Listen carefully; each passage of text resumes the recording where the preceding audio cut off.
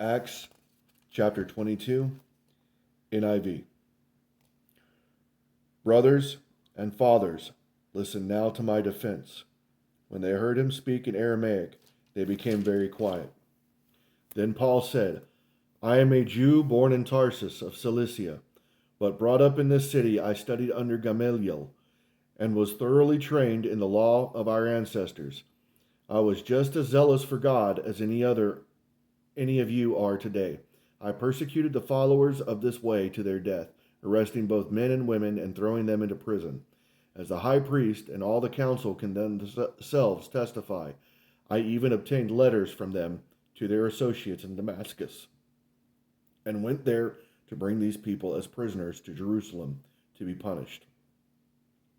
About noon, as I came near Damascus, suddenly a bright light from heaven flashed around me. I fell to the ground and heard a voice say to me, Saul, Saul, why do you persecute me? Who are you, Lord? I asked. I am Jesus of Nazareth, whom you are persecuting, he replied. My companions saw the light, but they did not understand the voice of him who was speaking to me. What shall I do, Lord? I asked. Get up, the Lord said, and go into Damascus. There you will be told all you have been assigned to do. My companions led me by the hand into Damascus, because the brilliance of the light had blinded me. A man named Ananias came to see me. He was a devout observer of the law and highly respected by all the Jews living there. He stood beside me and said, Brother Saul, receive your sight. And at that very moment, I was able to see him. Then he said, the God of our ancestors has chosen you to know his will and see the righteous one and to hear the words from his mouth. You will be his witness to all people of what you have seen and heard. Now what are you waiting for? Get up, be baptized, and wash your sins away, calling on his name.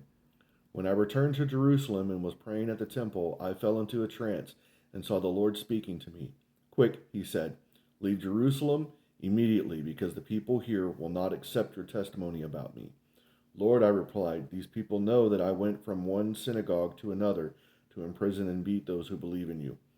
And when the blood of your martyr, Stephen, was shed, I stood there giving my approval and guarding the clothes of those who were killing him. Then the Lord said to me, Go, I will send you far away to the Gentiles. The crowd listened, and Paul until he said this. Then they raised their voices and shouted, Rid the earth of him, he is not fit to live. As they were shouting and throwing off their cloaks and flinging dust into the air, the commander ordered that Paul be taken into the barracks. He directed that he be flogged and interrogated in order to find out why the people were shouting at him like this. As they stretched him out to flog him, Paul said to a certain centurion standing there, Is it legal for you to flog a Roman citizen who hasn't even been found guilty? When the centurion heard this, he went to the commander and reported it. What are you going to do?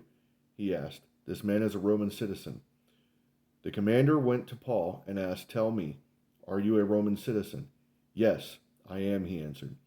Then the commander said, I had to pay a lot of money for my citizenship. But I was born a citizen, Paul replied. Those who were about to interrogate him withdrew immediately. The commander himself was alarmed when he realized that he had put Paul, a Roman citizen, in chains. The commander wanted to find out exactly why Paul was being accused by the Jews. So the next day he released him and ordered the chief priest and all the members of the Sanhedrin to assemble. Then he brought Paul and had him stand before them.